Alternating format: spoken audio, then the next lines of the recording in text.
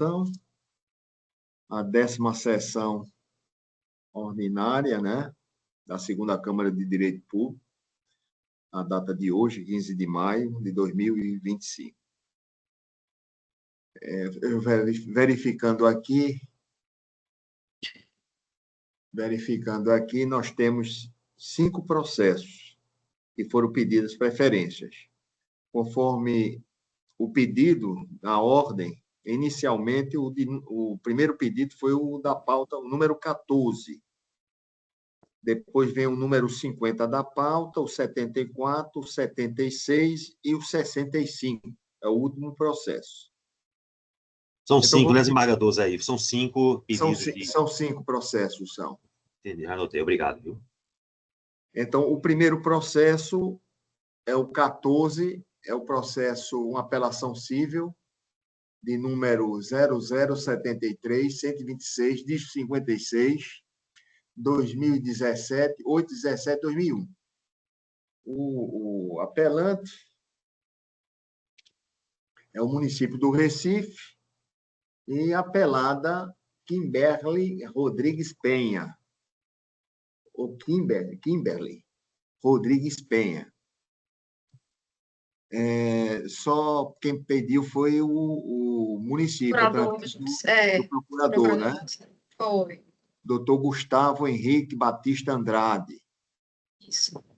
OAB Pernambuco 12002. Ele está presente? Não, até agora não.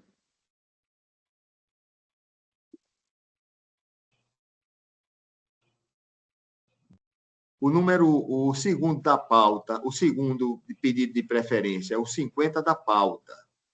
É o procurador do Estado, doutor Isaac Menezes Júnior. Ele está presente? Ele está presente. Então, vamos iniciar pelo o segundo pedido, né? Só a outra parte que não está, que representa a parte apelada, doutor Paulo Maciel, que não entrou.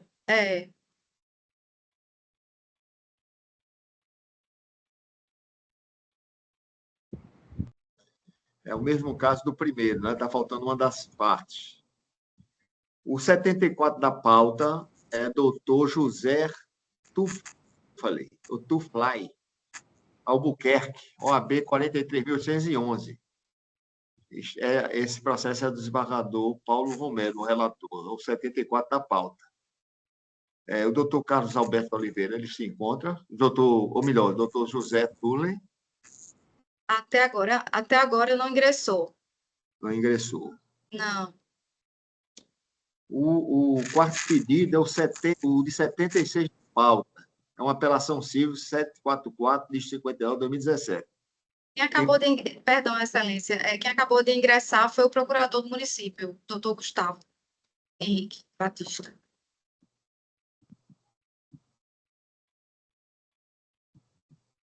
Então, vamos iniciar, já que o procurador se encontra presente. Procurador Judicial do município do Recife, doutor Gustavo Henrique Batista de Andrade. Então, como eu dizia, aqui é a apelação civil de número 0073-126, de 56. 2017, 8/17/2001. Apelante o município do Recife, apelada Kimberly Rodrigues da Penha. O doutor Gustavo já teve acesso? Está me ouvindo, doutor Gustavo? Sim, Excelência, peço perdão pelo atraso. Eu estava num compromisso fora aqui da minha residência. O expediente da prefeitura hoje foi interrompido por causa das chuvas e eu terminei me atrasando, peço desculpas por isso.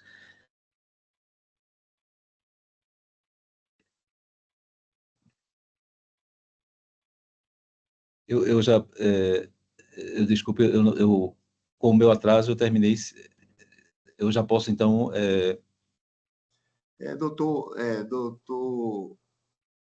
Doutor Gustavo, Sim. Eu vou só perguntar a Vossa Excelência, se Vossa Excelência, eu lhe dou o tempo para Vossa Excelência se compor.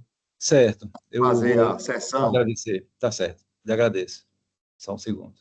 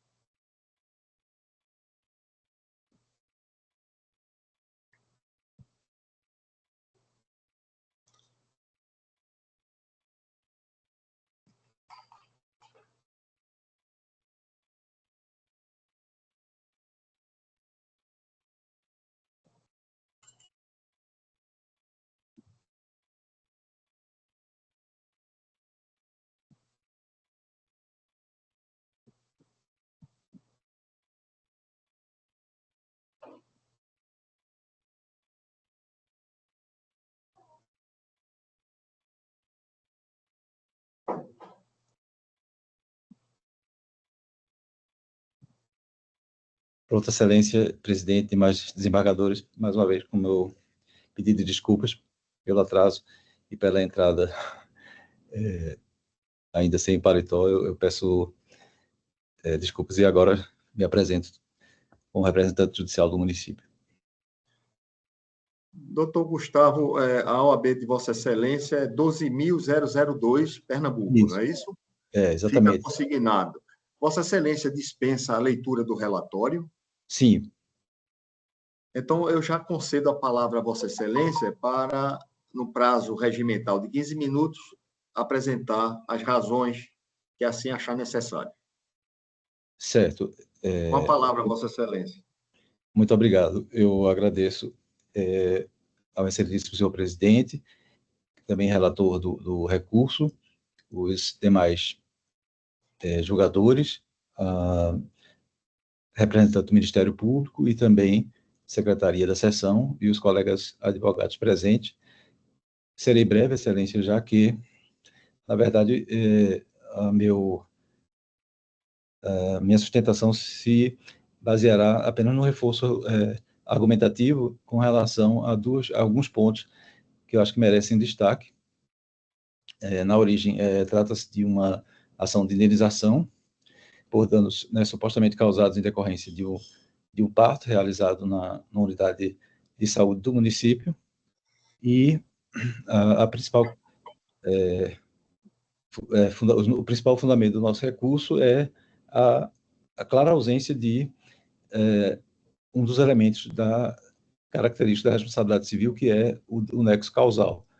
Se Vossas Excelências puderem perceber, na própria sentença, o juiz de primeira instância, ele aponta textualmente que o laudo pericial que foi realizado seria absolutamente inconcluso quanto ao nexo causal, né, desses termos em que eu acabei de falar. Então, em nenhum outro trecho da sentença está especificado em que prova se baseou o julgador para imputar, então, ao município o dever de indenizar.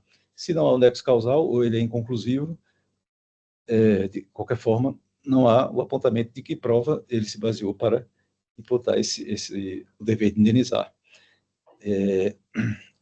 Uma outra questão, o próprio juízo reconhece que a prova pericial produzida foi inconclusiva, né, como eu acabei de mencionar. E ele diz que assim foi porque não foram apresentados, desculpem, os documentos suficientes para reforçar a prova pericial. No entanto, aqui, né, abre-se dois argumentos. O primeiro, que não há nos autos indicação de que tenha havido, em qualquer momento, a determinação, né, da apresentação de documentos pelo município, e até porque não houve, na verdade, pedido nesse sentido, e, com isso, o ônus da prova, que é da autora, indiscutivelmente, foi transferido na sentença para justamente o réu. Isso também sem fundamentação. Foi apontado unicamente que a ineficácia do réu, assim se refere à sentença,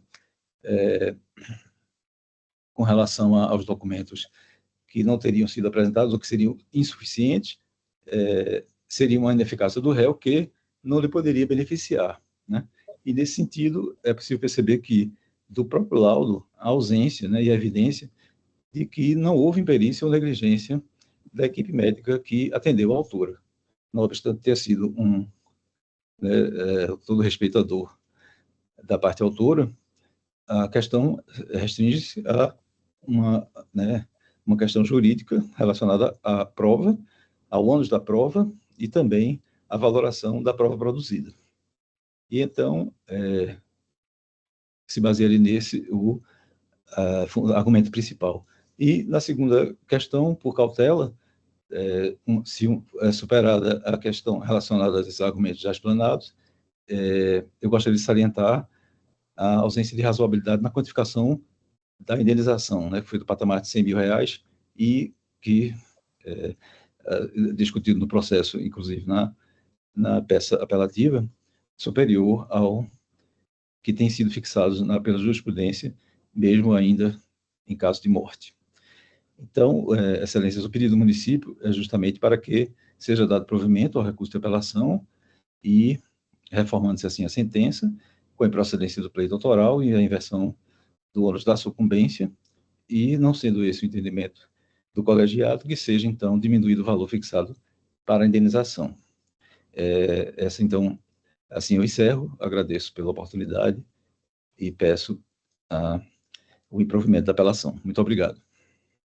Nós aqui agradecemos, doutor Gustavo. Pois bem, senhores, dando continuidade, o voto por mim aqui lançado, eu faço uma breve síntese, e na questão fática eu menciono que cuida-se na origem de uma ação indenizatória proposta por Kimberly Rodrigues da Penha, em face do município do Recife, através da qual pretende receber indenização por danos morais, alegando, para tanto, que a autora que chegou à maternidade professor Bandeira Filho, no dia 30 de 6 de 2017, para uma consulta pré-natal de urgência, uma vez que, na ultrassonografia, fora identificada a quantidade reduzida de líquido amniótico. Relata que, em sequência, fora atendida pela médica plantonista e, após avaliação do exame de ultrassonografia, a médica constatou que a autora deveria permanecer naquela unidade hospitalar, solicitando a internação da autora para a realização do parto. Prossegue sua narrativa que, afirmando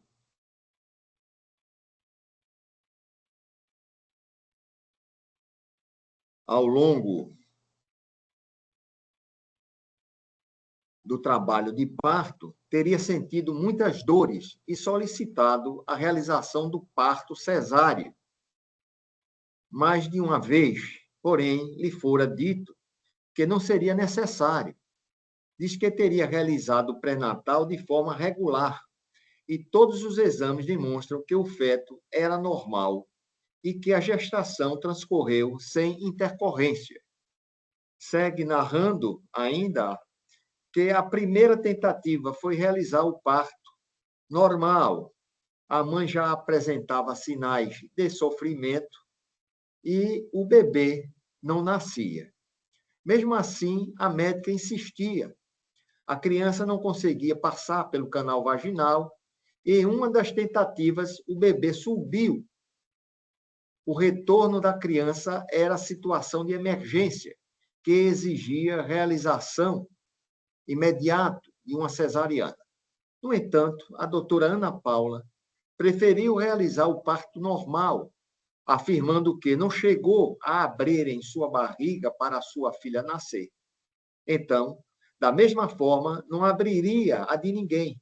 Concluiu sua explanação afirmando que a criança, logo após o nascimento, apresentou quadro de síndrome de aspiração do mecônio, uma dificuldade respiratória em que o recém-nascido que inala, que aspira o mecônio para os pulmões, na ocasião do parto, imediatamente foi providenciada a transferência do recém-nascido para a incubadora devido à falta de oxigênio. Em decorrência da demora em iniciar o parto cesariano, redundou na ausência de oxigenação no cérebro do recém-nascido, ocorrera a hipoxia, o que poderia ter sido evitado com a realização imediata da cirurgia. Relata, por fim, que no dia 3 de julho de 2017, o recém-nascido Cleiton Emanuel Penha Barbosa veio a óbito. Pois bem, após essa narração, a matéria de fundo, senhores desembargadores e senhora procuradora, que aqui já se fez presente, doutora Lucila Varejão, diz respeito aos temas de responsabilidade objetiva do Estado, da garantia do direito à saúde em favor do cidadão. Como sei disso, de acordo com a relação dada, ou melhor dizendo, a redação dada ao artigo 37, parágrafo 6 da Constituição Federal de 1988, aos agentes públicos, no exercício de sua atividade, é imputada a responsabilidade objetiva. E eu transcrevo aqui o artigo com relação ao que está disposto, que as pessoas jurídicas de direito público e as de direito privado, prestadoras de serviço público, responderão pelos danos que seus agentes, nessa qualidade, causarem a terceiro, assegurando o direito de regresso contra o responsável nos casos de dolo oculto. A responsabilidade civil dos entes federados é, portanto, objetiva, dentro da teoria do risco administrativo, devendo responder à edilidade pelos danos que seus agentes derem causa, seja por ação, seja por omissão, cabendo à parte contrária a prova da prática do ato e o nexo de causalidade com o dano sofrido. De outra banda, é consabido que, com a entrada em vigor da Constituição de 1988, o direito à saúde foi elevado à categoria de direito subjetivo público, reconhecendo-se o sujeito como detentor do direito e o Estado como devedor, pressuposto do artigo 196 da Constituição Federal, a adoção de políticas sociais e econômicas que visem a redução do risco de doenças e ao acesso universal e igualitário das ações e serviços de saúde, à sua promoção, proteção e recuperação.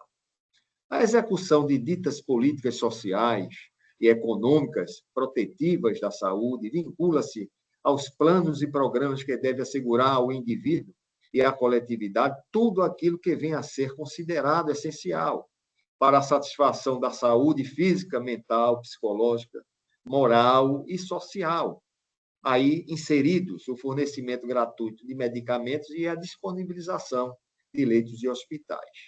É de se ressaltar que o dever de assistência à saúde dos cidadãos surge com uma das formas de garantir o direito à vida, localizado no caput do artigo 5º da Constituição Federal, caracterizando-se, pois, como cláusula pétrea, de modo a impedir que o legislador, assim como o administrador, criem situações que impliquem esvaziamento do conteúdo desse dispositivo constitucional. Para além da estreita relação com o direito à vida, o direito à assistência à saúde possui intrínseca relação com o princípio da dignidade da pessoa humana, razão pela qual conclui-se qualquer previsão legal, bem como qualquer atitude tomada pelo poder público que provoquem o esvaziamento do direito à vida, trará como corolário o desrespeito à dignidade da pessoa humana, pois são dos valores considerados igualmente fundamentais pela Constituição. Assim, é que qualquer omissão do ente público no papel de garantidor desse direito abrirá o ensejo para a propositura de medidas judiciais, não somente naquelas situações em que ele não garante o direito à saúde, mas também quando o assegurar de forma ineficiente. A esse respeito, a remansosa jurisprudência superior do Tribunal de Justiça existe.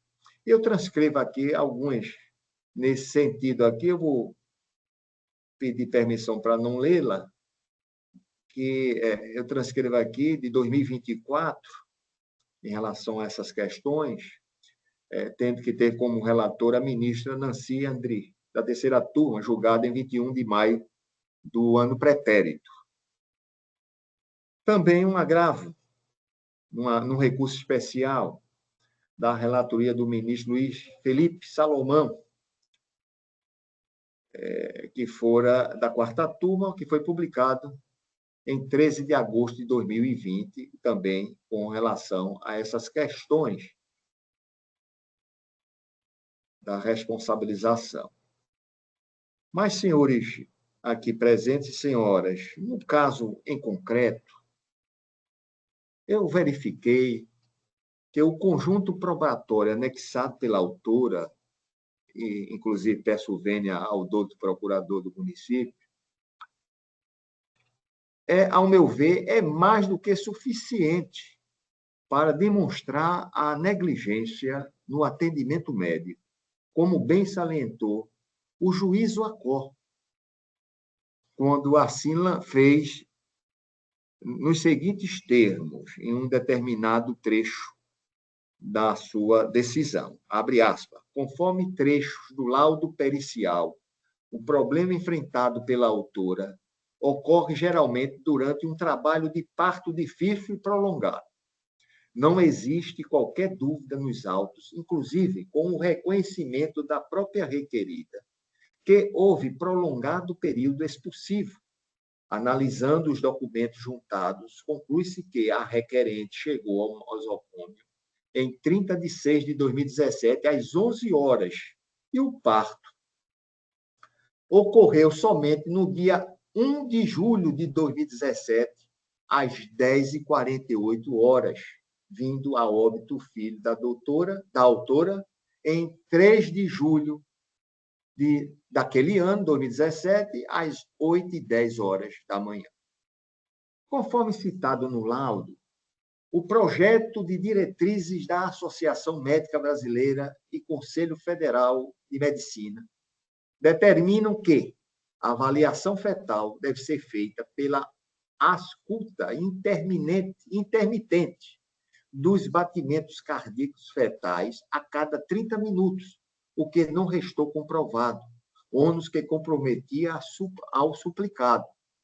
Reconhece o laudo, assim, que não existe provas de que o controle dos batimentos cardíacos foi seguido conforme recomendado.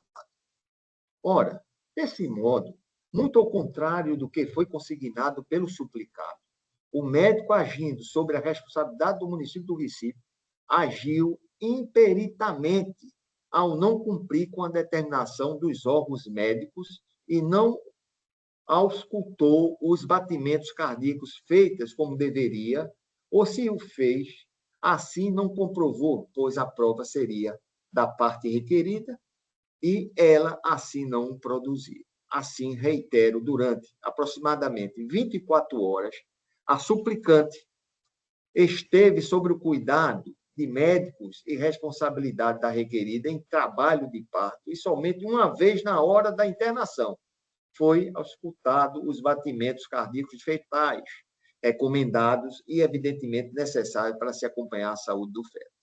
Por outro lado, o laudo é absolutamente inconclusivo quanto ao nexo causal, visto que deixa evidenciado que não consegue concluir porque não lhe foram apresentados documentos suficientes. Ora, tais documentos deveriam ter sido produzidos e apresentados pela requerida. A sua ineficácia não poderia lhe ser benéfica. Quanto aos danos causados, o evento morte do filho da suplicante, a qual foi atingida pela profunda dor anímica decorrente da perda de um filho recém-nascido, fez necessárias maiores digressões acerca de todas as restrições e suplícios impostos à mãe em decorrência da gestação, cuja tolerância só se pode explicar pela expectativa da vida que está por vir. E exatamente essa expectativa foi frustrada pela atuação dos representantes dos suplicados que realizaram o parto da autora, demorando na retirada do infante e, com isso, acarretando a sua prematura morte nos primeiros dias de vida. Deveras difícil qualificar monetariamente o dano moral, em especial quando decorre da perda de um filho.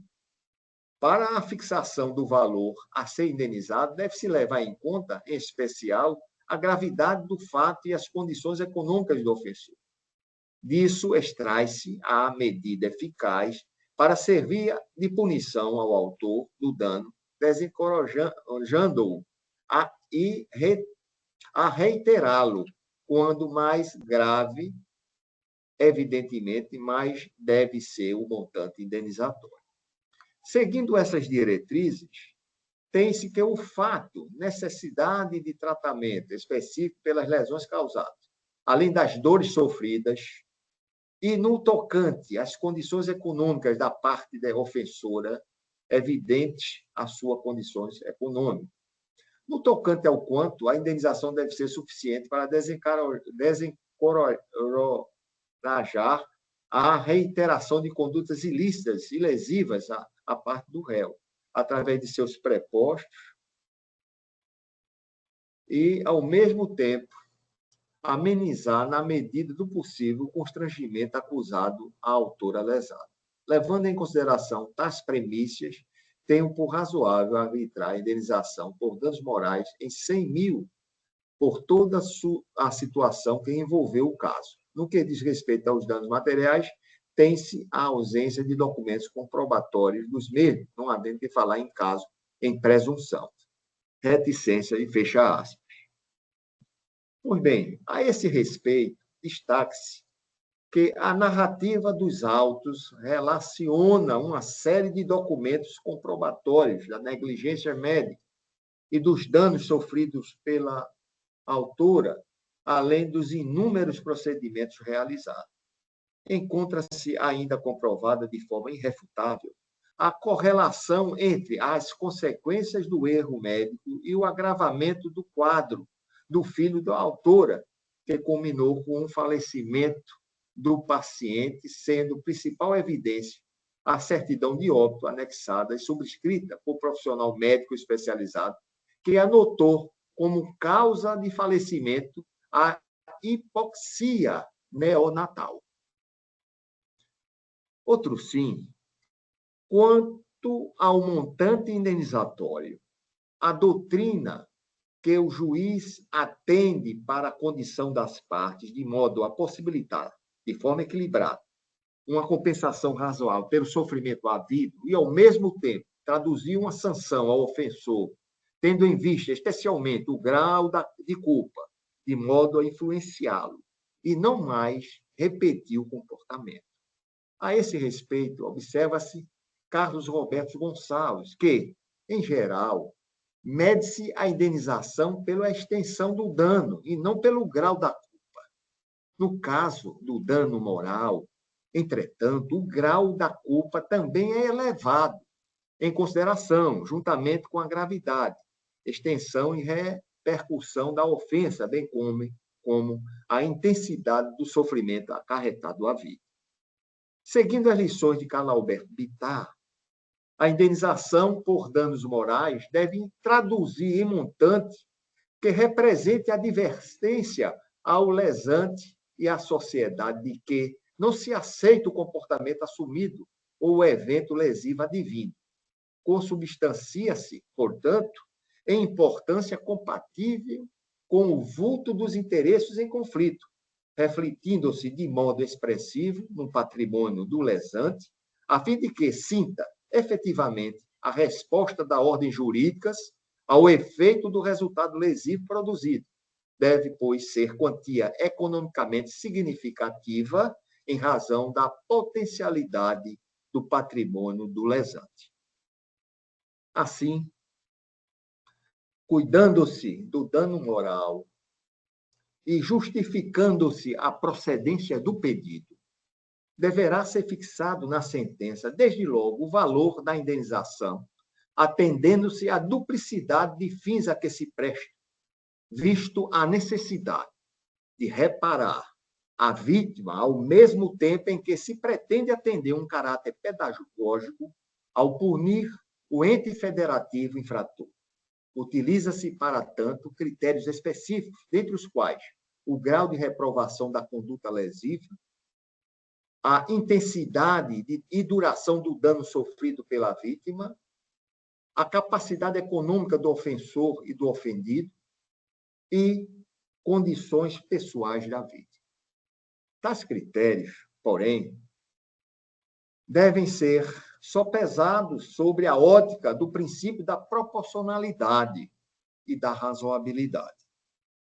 Diante destes apontamentos, tem-se que o valor arbitrado a título de danos morais e existenciais em juízo primário, no importe de 100 mil reais, a título de danos morais, dentro da minha visão e dentro daquilo que esta parturiente e paciente depois veio a sofrer, devem ser mantidos, os 100 mil reais.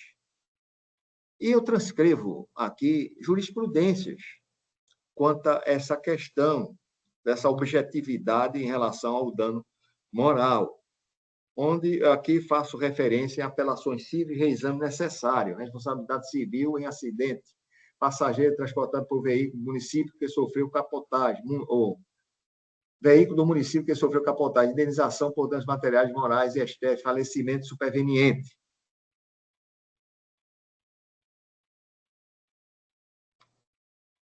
Com relação à questão do fato morte. Eu transcrevo também, essa aqui foi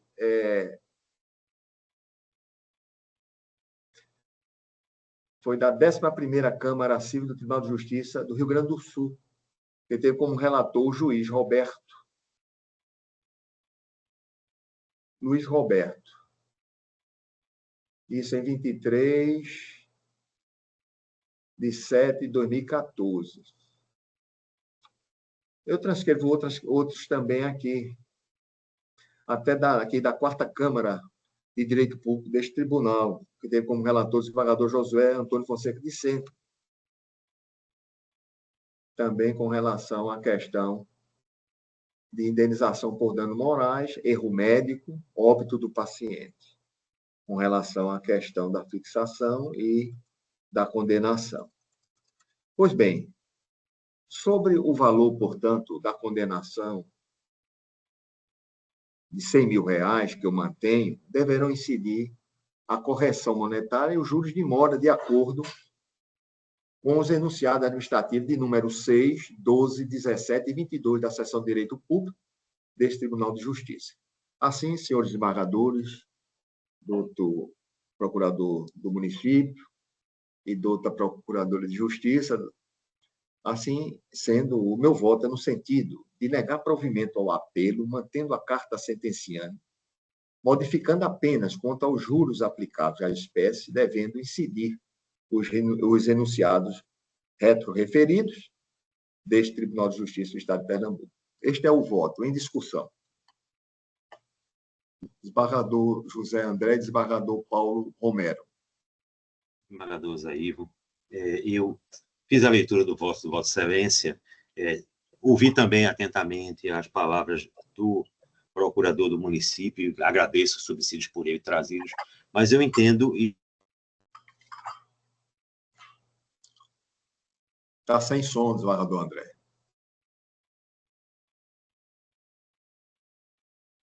Eu acho que a internet do desembargador José André está intermitente.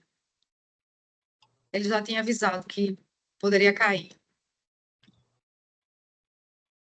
Menor dentro da hipóxia neonatal, E com relação ao valor... Desembargador José André. Pois não. Perdão, houve uma interrupção na transmissão. Eu acho que foi uns 2 minutos. Então, desembargador Zé Ivo, demais presentes, peço desculpa com relação a isso, essa questão técnica diante da chuva, certamente, mas, sem mais delongas, eu entendo, tal qual Vossa Excelência entendeu, no que diz respeito à comprovação do nexo causal, pedindo vênia ao procurador e que externou o posicionamento de maneira diversa em sua sustentação oral. Entendo que os documentos que acompanharam a inicial são suficientes para demonstrar esse laudo que gerou a morte da menor por hipóxia neonatal, e o valor também reputo que está dentro da razoabilidade para este caso concreto. A moça, a autora, nascida em 1995, esse fato aconteceu em 2017, uma moça jovem, trazia consigo diversas expectativas com relação ao nascimento do seu rebento, e eu voto tal qual Vossa Excelência, desembargador Zé Ivo. Obrigado, desembargador Zé André. Desembargador Paulo Romero de Sá Araújo. Está sem som, desembargador.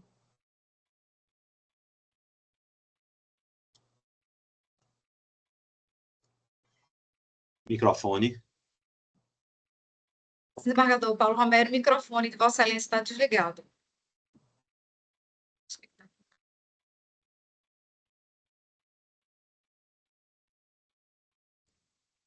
Muito obrigado. De fato, estava aqui cortadinho. Deve ter chegado o som aí, não é? Chegou. Senhor presidente e relator, nobre colega desembargador Zé André, nobre procurador da prefeitura, quero dizer que o voto do nobre relator é perfeito e deve servir de alerta aos hospitais, principalmente os públicos, no sentido de ter mais respeito pelas parturientes, né? E, sentindo que há risco, deve convencer a parturiente no sentido de fazer o parto cesariano, né? É tanto que esse nome de cesariano é porque remonta à Roma Antiga, né? Onde já se realizavam essas cirurgias para permitir ao nascituro uma oportunidade de fazê-lo com vida. Então, essa negligência, essa insensibilidade do médico ou da médica é inaceitável. Então, acompanho na integralidade o voto do nobre relator. Então, concluindo o julgamento, por unanimidade de votos, negou-se provimento ao recurso, tudo em conformidade com o voto do relator.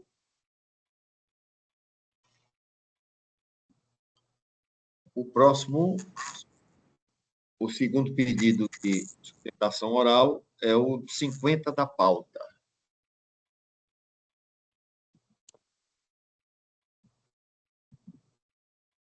É uma apelação civil de número 0018-389-36, 2010, 817-0001. O apelante está de Pernambuco. E o apelado a terceirização em serviços limitada. Quem se inscreveu aqui foi o procurador do Estado, o doutor Isaac Menezes Júnior, OAB número 25597. Está pelo apelante, né? Lógico, pelo Estado. E na parte apelada, o Paulo Maciel, OAB 28366. O doutor Paulo Maciel encontra-se presente? Até agora não, Excelência. Então, né, vamos dar prosseguimento, já que o doutor Isaac está presente.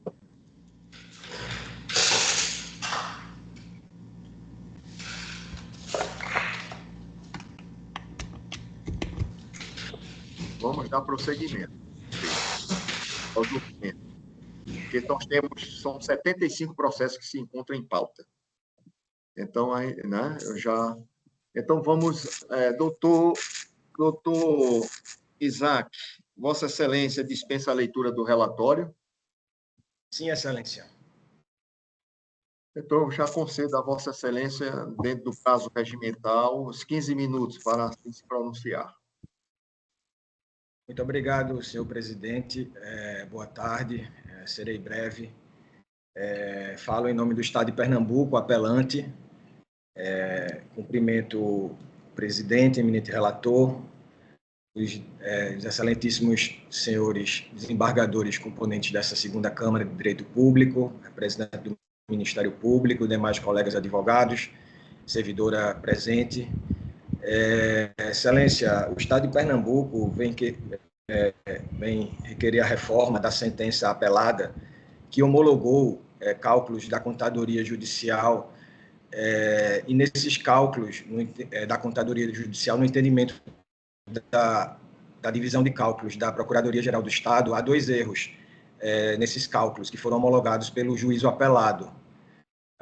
E esses erros constam na impugnação aos cálculos de 963, 101, 125. São basicamente 2 erros.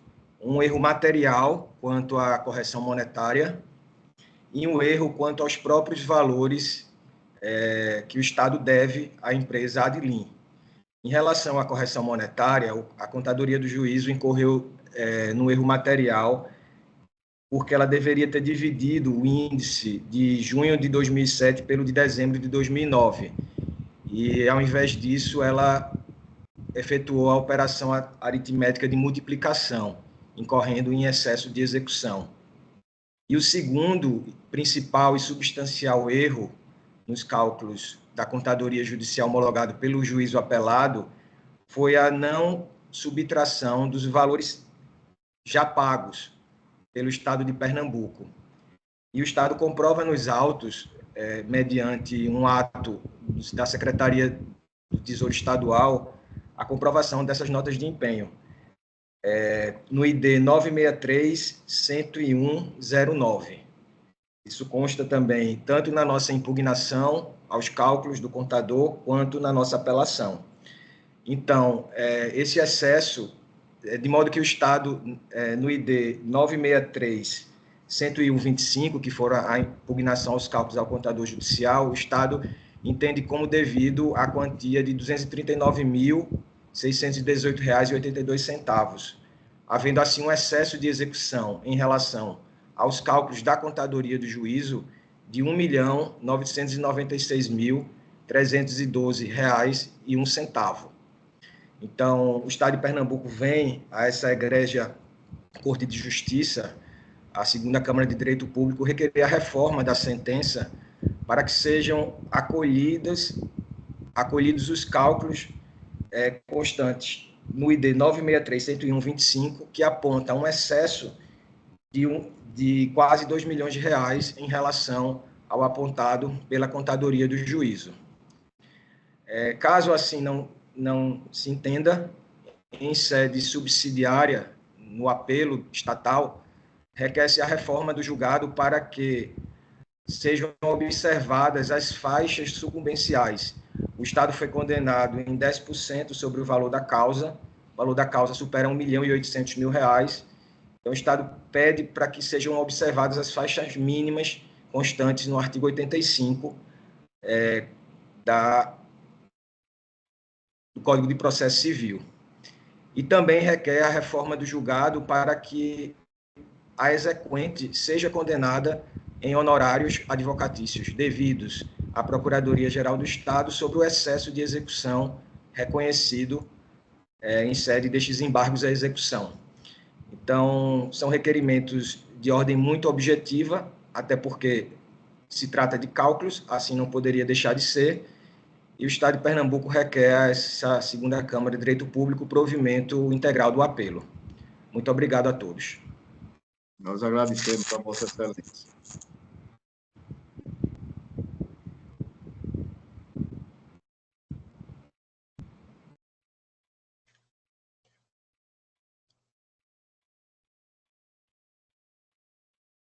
Pois bem, senhores desembargadores, doutor Procurador do Estado e doutora Procuradora de Justiça, doutora Lucila, que aqui se encontra. A presente questão aqui, que envolve, como aqui bem dissera o doutor Procurador, o recurso vem combater essa questão da homologação.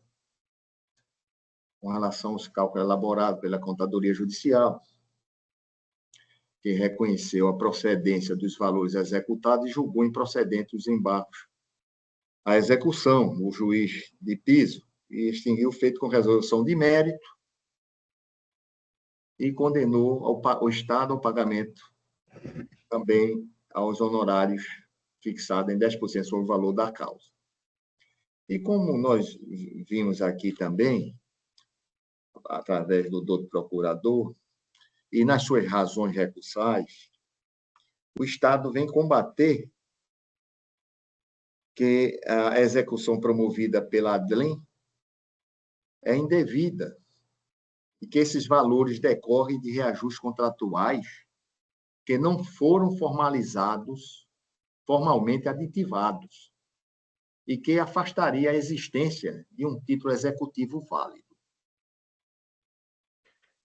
E defende que a execução é excessiva também e que os valores cobrados já teriam sido quitados. E, por fim, ele vem questionar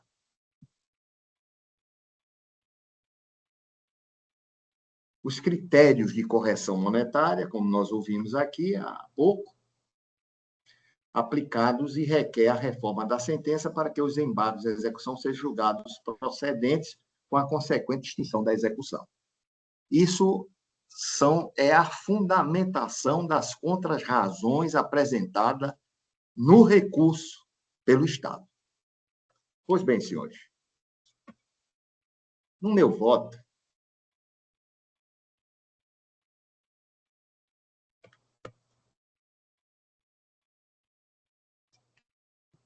eu vou pedir só paciência a Vossas Excelências, porque aqui no nosso recinto privado, a gente tem um pouco de dificuldade com relação aos equipamentos aqui. Mas eu digo aqui no meu voto, e em breve síntese, repetindo o que eu aqui há pouco esclareci, a proposta feita em relação ao recurso apresentado pelo Estado. Que essa demanda ela consiste na origem em embargos à execução proposto pelo Estado de Pernambuco em face de ação de execução contra a Fazenda Pública com lastro em título extrajudicial que ele move a ADLEM, Terceirização de Serviço Limitada e Ilimitada. Pois bem, aduz a exequente que teria firmado contrato em janeiro de 2005, em um contrato de número 13/2005, com a administração pública de locação de mão de obra para os serviços de limpeza, conservação e manutenção de bens móveis e imóveis e a preparação e distribuição de merenda escolar. Acresce que, para manter o equilíbrio econômico e financeiro do aludido contrato, em face dos aumentos contidos na Convenção Coletiva de Trabalho, foi deferido o reajuste.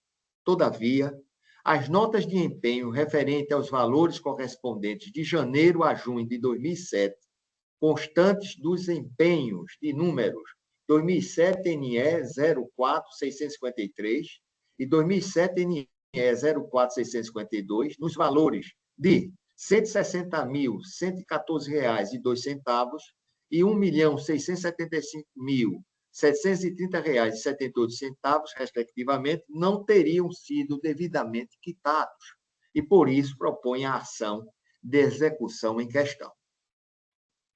O Estado de Pernambuco, por sua vez, sustenta que a execução promovida pela ADLEM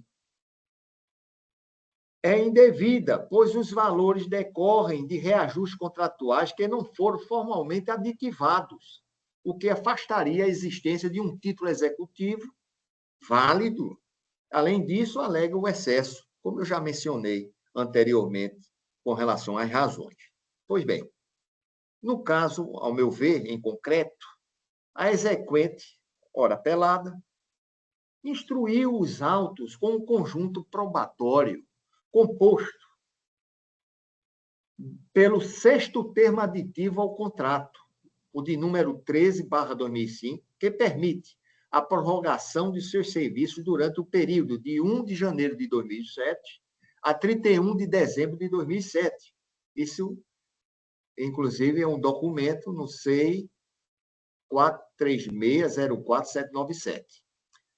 Também vieram notas de empenho 2007 NE 04652, que está no ID dos autos, e 2007 NE 04653, que está no SEI. Portanto, assinadas por representantes do ente público, com descrição dos serviços fornecidos, o que evidencia de forma inconteste a existência da alegada relação jurídica obrigacional firmada entre as partes, bem como a certeza de liquidez da dívida indicada. Pois bem, nos termos da Lei 4.320, de 1964, o empenho de despesa é o ato firmado pela autoridade competente que faz nascer para o poder público o dever de adimplemento da obrigação, contraída, melhor dizendo, contraída em contratos administrativos, sendo certo que não pode haver despesa no âmbito administrativo sem o prévio empenho. Isso está no artigo 60 da referida norma.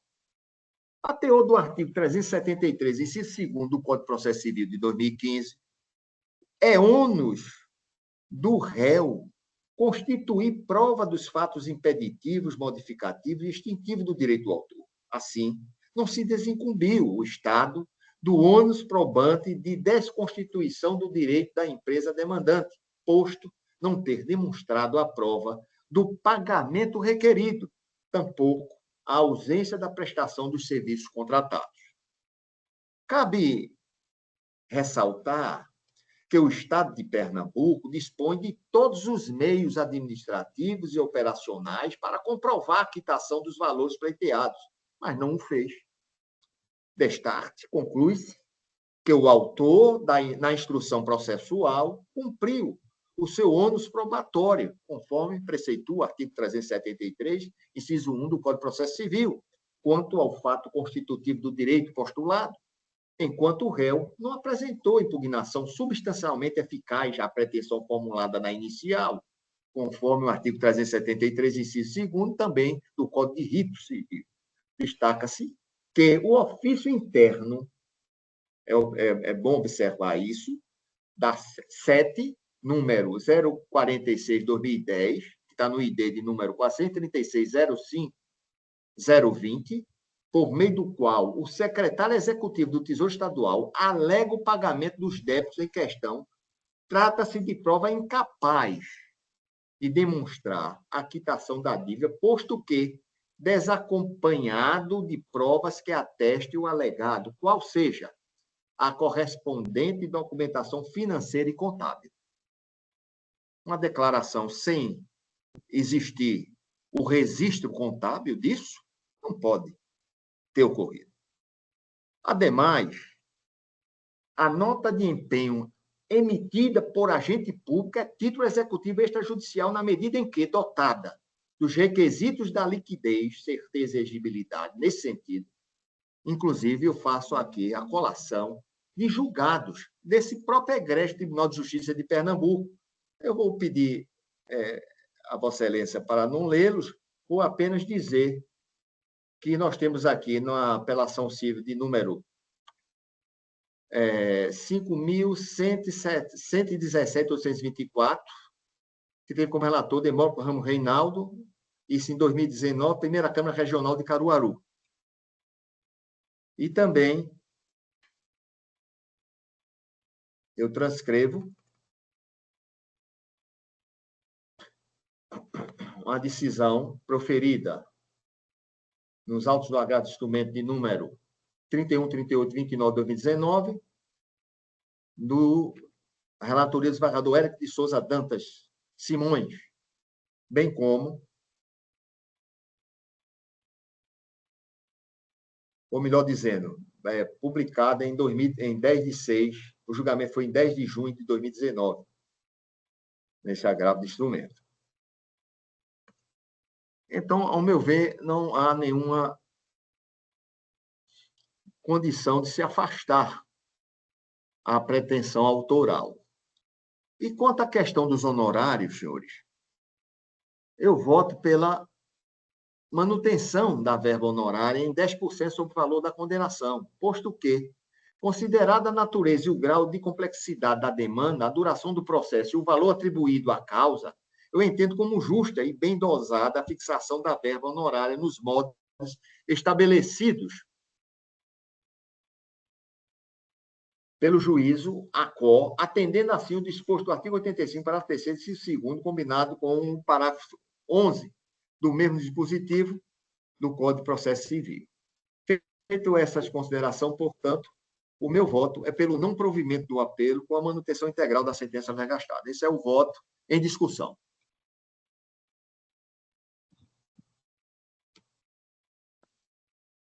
Senhor presidente, da minha parte, Paulo Sá, eu acompanho o voto de Vossa Excelência porque é muito bem fundado, né, nas provas existentes nos autos. Então, voto acompanhando Vossa Excelência. Desembargador Zé Ivo, igualmente, desembargador Paulo, eu acompanho o voto de Vossa Excelência, ratificando o voto antes proferido. Então, concluído o julgamento, por unanimidade de votos, negou-se provimento ao recurso, tudo em conformidade com o voto do relator. Agradeço aos presentes, aos causíticos presentes, e ficam dispensados da sua permanência neste recinto. O terceiro processo que foi pedido à vista é o de número 74, da relatoria de Vossa Excelência, desembargador Paulo Romero.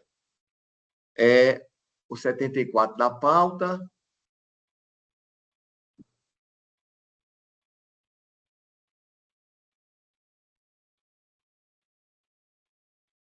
Deixa eu só aqui localizá-lo.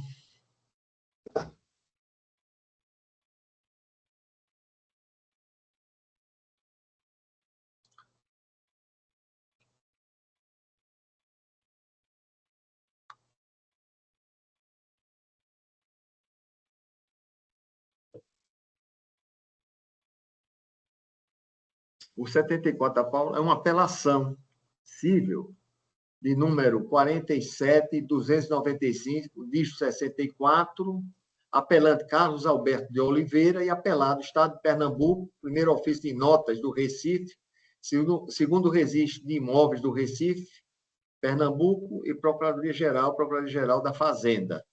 O relator é Vossa Excelência, desembargador. Perfeito. Já localizei aqui, senhor presidente.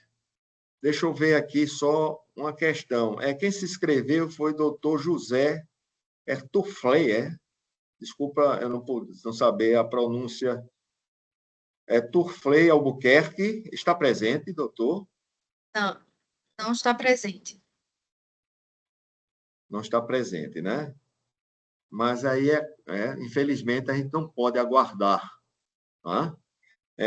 Vamos, então, desembargador Paulo, então fica consignado que foi, apesar de ter feito o pedido de sustentação oral aqui na sessão telepresencial, o advogado não ingressou na sessão.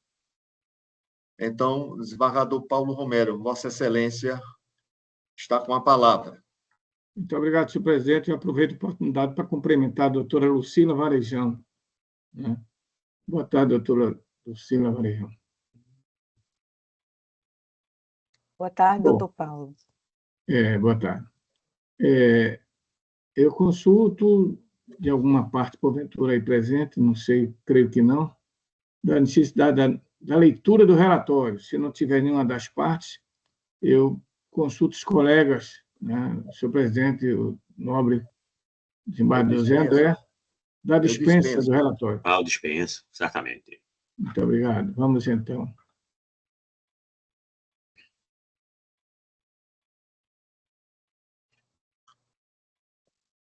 Bom. Voto do relator. Recurso regular e tempestivo cabível em face de decisão atacada com o preparo dispensado. O cerne da questão reside na adequação da ação popular para discutir a titularidade e a gestão do imóvel onde funciona a Casa do Estudante do Nordeste. O presente recurso deve ser analisado à luz da Constituição Federal e da Lei 4717/65, que regula a ação popular. A Constituição Federal, em seu artigo 5º, incisos 63, assegura que qualquer cidadão pode propor ação popular para anular ato lesivo ao patrimônio público. No entanto, para que tal via processual seja adequada, é necessário que o bem em questão esteja sob domínio público, porque o ato impugnado tenha causado prejuízo ao erário. No caso concreto, restou demonstrado que, item A, a Casa do Estudante do Nordeste é uma associação de direito privado, conforme previsto em seu estatuto. B, a presença de representantes do poder público em seu conselho de administração não a transforma em entidade pública, sendo tal participação uma exigência da Lei Estadual 11.743 do ano 2000, para qualificação como organização social, sem comprovação de que a Casa do Estudante do Nordeste tenha obtido tal qualificação. Não há prova da existência de contrato de gestão com o poder público, sendo este negado pelo próprio Estado de Pernambuco. D. Embora a doação do imóvel tenha sido autorizada por lei, não foi formalizada no registro imobiliário, o que mantém o bem no patrimônio estadual. Entretanto, desde a década de 1960, a posse do imóvel encontra-se com a Casa do Estudante do Nordeste, o que caracteriza a sua destinação à entidade.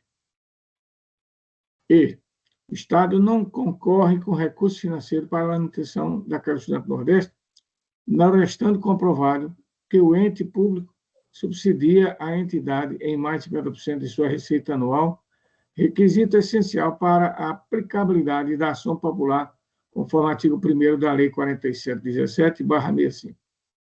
Dessa forma, verifica-se que a presente ação popular não preenche os requisitos legais exigidos para sua admissibilidade, visto que a Casa do Estudante do Nordeste é uma entidade privada e não há ato lesivo ao patrimônio público a ser combatido por meio de ação popular. Diante do exposto, em consonância com o parecer do Ministério Público, voto pelo desprovimento do recurso, mantendo-se a sentença que extinguiu a ação sem resolução do mérito, nos termos do artigo 485, inciso 1 do Código de Processo Civil. É como voto, senhores desembargadores. Senhor procurador, senhora procuradora, aliás. Em discussão, o desembargador José André. Desembargador Zé, desembargador relator, desembargador Paulo. Reputo também a ausência de interesse processual e, por essa razão, pelas razões postas no voto do desembargador Paulo, eu acompanho. Eu também acompanho a turma, melhor falando, eu acompanho a turma. Então, processo, portanto, o julgamento encerrado, por unanimidade de votos, negou-se provimento ao recurso, tudo em conformidade com o voto do relator. De acordo, senhor presidente. O próximo da pauta, que foi pedida preferência, é o de número 76. É o último, né? Tem ainda o 65. Deixa eu ver aqui. Ah, é o último, é. É o último do desembargador Paulo. Vossa Excelência tem razão. O último da lista, né?